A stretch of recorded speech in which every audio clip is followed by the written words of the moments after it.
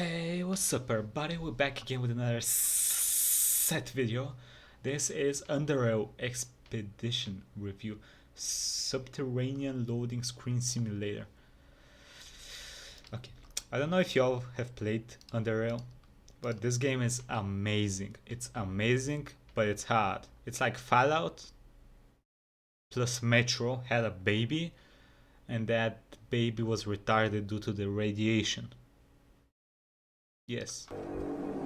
Hey people, Seth here. Are you tired of breathing fresh air and enjoying the sunshine? Do you suffer from agoraphobia and hate open spaces? Then why not take a trip down to Underrail? Much like its predecessor, Undertale, this game takes place underground, where humanity exists in a desperate struggle to survive after the surface was Okay, I saw a couple of this was last year September. I think the DLC was out and the DLC is really good. Nuked by the major mega corporations of the old world into nothing but radioactive ash. Meet the locals, who are either unhinged, unstable, or just unsocial. Meet the friendly wildlife, which include but are not limited to refrigerators, which no longer hold food. Instead, they hold giant crustaceans lying in wait. Beetles, which now have a frontal cortex larger than most humans, which they use to cook you alive. And cave crawlers, which hide on the ceiling and inject your muscles with a paralyzing venom so they can drop down and suck out your insides like a fly. If that doesn't already sound like a great time, why not hop on down to the city, one of the last few remaining bastions of human civilization. And that's not all. We boast one of the highest murder rates per capita in recorded history. You're guaranteed to be shot, mugged, or drugged within the first 24 hours or your money back. So don't wait up. Sign up now and get dominated like the pipe worker you are in the best dystopian hellscape on the market today. Underrail is an underground cave fishing simulator with elements of jet ski surfing. It came out at the end of 2015 and it's probably the closest thing to a spiritual successor of Fallout 1 and 2. It's a turn-based CRPG developed by the Serbians, and as with anything that comes from former Yugoslavia, it's absolutely brutal, unforgiving, and brilliant. So why cover it now? Because it also recently got an expansion, Underrail Expedition. Stig generously gave me a copy, so I thought, hey, how long could this possibly take?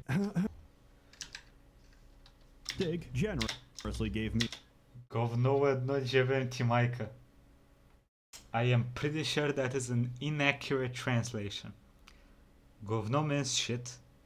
I don't know what jedno means. Maybe one. Jebem ti majku means we fuck your mother. Or something like that. Me a copy, so I thought, hey, how long could this possibly take? 1 week and 60 hours later, I finished it. Not the main plot, not the main story, just the expansion. Yeah, this game is huge. Let's begin. Story. You play as some schmuck with no real ties or background. However, you've been recently accepted as a citizen of Southgate Station, one of the more civilized places in this world. Now, it falls onto you to make sure your new home has a future. And that's it. No great calamity, no great disaster. We're already living in disaster, but we're trying to make the best of it. Good luck out there. You'll need it. Gameplay. Survival is your primary objective. Quests and missions get you paid, but they're always secondary to preserving your own skin. Before you start, you need to make a character, pick an avatar, and then you need to make the difficult choice between Oddity XP and Classic XP. Experts are divided on opinion, so I'll help you make your choice. With Classic XP, you gain experience from committing murder, and you're gonna commit a lot of murder. With Oddity XP, you don't. You gain experience from dumpster diving, finding old pieces of gum, and looking at shopping receipts. Objectively, Oddity XP is far more realistic, since going through garbage cans and stealing copper wire is how most crackheads level up in real life. It's an experience, and after you experience it once, you'll never want to experience it ever again. Also, don't touch the difficulty. Moving on, you've got skills, perks, and attributes. These are all quite interesting, but I'm not going going to explain them. You can't be good at everything, and when logic and reason fails, the only answer you can give is extreme violence. This game doesn't fuck around, and if your build sucks, you're gonna have a bad time. So I strongly recommend you take one of my builds, or builds that I stole from the forums. Doesn't matter which one, they're all pretty good. Combat is a big chunk of the game. Everything is turn-based, so you have to make your actions count, since very often you're outmatched, outnumbered, and outgunned. But unlike your enemies, you're capable of thinking for yourself, and despite the odds, you're very capable of dealing with almost every situation. So come prepared and you'll live a long life. Guns, melee weaponry, traps, grenades, improvised tasers, and crossbows are just some of the tools available to you. If that sounds kinda gay, you can just punch the meat off everything instead. Not only that, but your character also has the potential to harness their psionic energy. What's that, you Big ask? brain It's energy. actually a very recent mutation, which lets humans and other wildlife use magic. And it lets you cook people alive, fry their brains, or strangle them with their own shadow. Or Why? freeze them. I don't know. Because Underrail takes place in the Harry Potter universe. But instead of wands, you've got implants you inject into your brain, so you can abuse muggles with your mind magic. Thanks, J.K. Rowling. Of course, we can't talk combat without talking about crafting. In most games, crafting is entirely optional. In Underrail, crafting is the difference between life and That was death. funny. For example, Can a I hold it machine in, gun, as you may know, is very painful. A single burst at point blank might even zone you out. So what do? We make a tactical vest and shove inside some Kevlar plates. Good work. Now, we don't actually die immediately. So, the enemy throws a grenade instead and shreds your internal organs. You're dead. Your money is now being used on the streets to buy both types of crack rocks and crack whores. How do we prevent this? By getting a shield. Not the Roman kind, the energy kind. The kind which has different frequency bands and involves a lot of money. The impact velocity of a grenade, extremely high. So we build a high frequency shield. Bullets don't leave a scratch. Grenades, a mild breeze. But a Melee sledgehammer? weapons? Yeah, that's still bad for your spine. Also, your shield isn't gonna stop shit. So you die anyway, and your body participates in the free market. Reload. Okay. Y'all might be thinking this is a joke, but this is actually how it works. Like, you cannot have full protection against everything, unfortunately, as that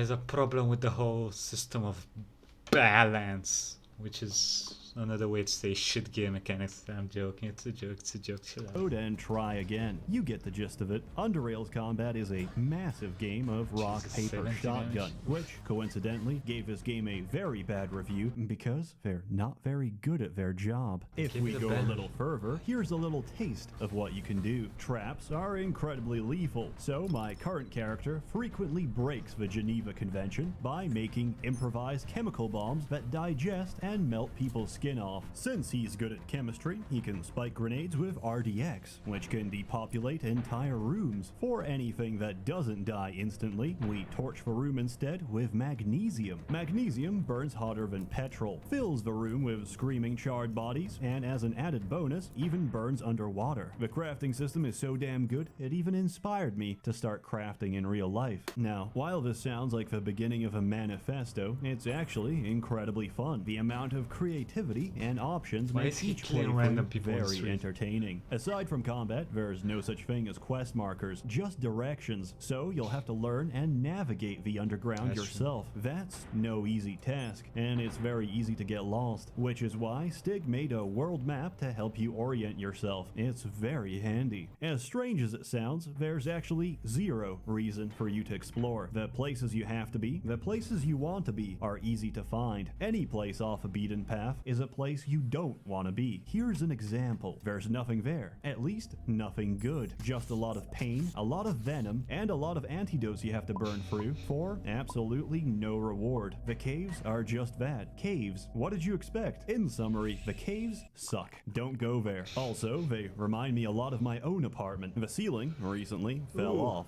because of flooding. Did they repair it? No, they just stuffed it with cotton. And everybody pretends we don't have a problem. But at night, we can hear it. I can hear it. Scraping about and gnawing on the pipes. We've got a hobbit living in the crawl space. And it's hungry. This isn't a cry for help, I just wanted to explain my life situation. Anyways, I just leave it some chicken bones or whatever. Usually, he's pretty happy with that. There's not too many quests in this game, but Why are you most of feeding them the are quite rats, bro? long, and usually have multiple ways to solve them. For example, there's one quest where you have to investigate the serial murders taking place in town. After counting the possibilities, there's 5 different ways to solve it. In one of them, you can discover the bodies, download the serial killer's documents as proof of their guilt, and turn them into the authorities. The other 4 involve you being a dumbass and getting drugged by the serial killer. They strip you of your belongings, push you down a shaft, naked and defenseless, into their murder bunker. If you're too slow, they'll walk down and cut you to pieces. If you aren't, you can grab a flashbang, stun them, and crawl into the ventilation system. Once inside, you can either lockpick the safe on their weapons locker and gun them down, put together a weapon to defend yourself, pull apart the fuse box and electrocute them, or hack the bunker's defense systems to gun them down remotely. And that's just a small optional side quest. Another quest really line good side has quest. you following the visions of some stoner at the bar. Help him out, and you'll find out he's not just some random stoner. He's actually an incredibly powerful being that can walk through holes in reality, and he uses this incredible power to steal hallucinogenic mushrooms from the general public. Sometimes, though, his visions aren't exactly accurate, and he does tend to screw up. This includes forgetting about the mutants he locked in his kitchen before he got high, forgetting about the cats he overcharged in his basement, and forgetting about rift walking health and safety when he teleports you both inside some Slavic military base in the middle of nowhere. He's a great guy, or should I say, a cool dude. This game's got amazing quest design, and if you want more evidence of that, there's another quest which asks you to track down and kill some gigantic savage living among the the Rat King quest. Yo, this was...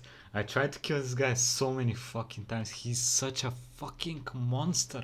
He's so strong, my guy. The self-proclaimed king of the rat hounds. Once there, if you're charismatic enough, he might offer you an alternative. You see, the king of the rat hounds has no queen, so you can go off and kidnap some guy's wife. Why? I don't know. That's not important. What's important is that you can provide some crazy caveman breeding material and ruin some woman's life just to see what happens. Dialogue is also very well written and doesn't drag on. The music and the atmosphere are absolutely perfect. Wherever you are, you feel it. Wherever you are, you're immersed. It's like I'm actually inside an underground ghetto where everyone is either high off their balls from barrel soup or watching live action blood sports on the TV. Underrail is not a game you play once. I'm not biased. I'm just trying to justify my 200-hour playtime. Expansion! So, what about the expansion? The expansion itself is... Plus, there is an arena side quest where you can go in an arena and fight people. If that does not convince you to get the game, I don't know what will. New content you can access around mid-game once you get to Core City. You get hired as a mercenary contractor to defend and assist an expedition. I mean, technically, you can be a fucking idiot like me, get to the city and try the DLC immediately. And then suffer, because everything in the DLC is gonna beat the shit out of you. Don't do that. Do not do that. To a region no one dares enter, the Black Sea. What's out there? Death, ruins, pirates. And even worse, for some reason, your arrival has really pissed off the Icelandic natives. And let me tell you, there's a lot of them. There's so many of them that it's only a matter of time before they overrun you. No pressure. This expedition was doomed from the start. You also get some sick jet skis and jet ski combat, where you throw surfer dude bro pirates off their skis and watch them drown in the abyss. In Underrail, nobody knows how to swim. And there's a lot of designs. You can buy anything from the Boomer Core Blazer, the Shark with built-in torpedo systems, to the miniature naval tank Devastator, which is quite self-explanatory and very much lives up to its name. Jet ski surfing is the main way to get around an expedition, and there's some memorable locations. Old facilities filled with malfunctioning AI, eldritch abominations, and tribal burial grounds where you can spend half an hour pulling bodies out of swamp juice. The expansion dialogue is also amazing. You can spend half an an hour deciphering native language and debating philosophy with the elderly. In general, this expansion is amazing, but I never mentioned, why are you here? What exactly are you looking for? And more importantly, why won't anyone tell you? Those are answers you can only find for yourself. And once you find what you're looking for, you should ask yourself a question. Should I bring it back? Or was it buried for a reason? Criticism. Originally, I had some bad things to say as well, but you know what? I don't care anymore, because the expansion broke me. So if my voice betrays any hint of emotion, that's because I don't handle existentialism very well. And when a man starts to question everything, you might not like the answers you find. Final score. I came for a post-apocalypse CRPG. Instead, I got an exploration of a human condition, of you, me, and this entire species, what drives us, and more importantly, where our species is heading if we're not careful. Also, doused philosophy. It's a great game, it's a difficult game, and it's not for everyone. But if you've got the time and patience, it's a very transcendental experience. That is, if you can look past the bad and forgive the tedious. I give it a completely arbitrary score. You can grab a copy of a game and the expansion on Steam or GOG. And if Stig actually followed my advice, it's probably on sale already. As always, more content to come, so stay tuned. I might disappear for a little while, since I forgot what outside looks like. I heard it's quite bright out there. A warm thanks to the many members of a Merchants Guild. And that's not all. I think recently they've been updating the game as well for some reason. I mean, the game was amazing the way it is, but now they're even adding more shit to the game. I don't know if they stopped with that, but they said they're gonna change and add a lot more. So this game is amazing. If you like Fallout 1, 2 and old school RPGs, you should definitely play this game. You have so many choices, so much shit you can do, so much different characters you can make, so many choices in the story. It is really, really, really good and hard. It is very hard as well, so you need to be careful and patient, which I'm not usually. So yes, it could be a little you know, a little annoying from time to time, but it's a very good game. Anyway, like, comment, subscribe. Let me know what type of characters you guys made in this game. I usually do the melee build because I can one-shot almost everything with a sledgehammer to the face. And I'll see you next time, everybody. Have a nice day.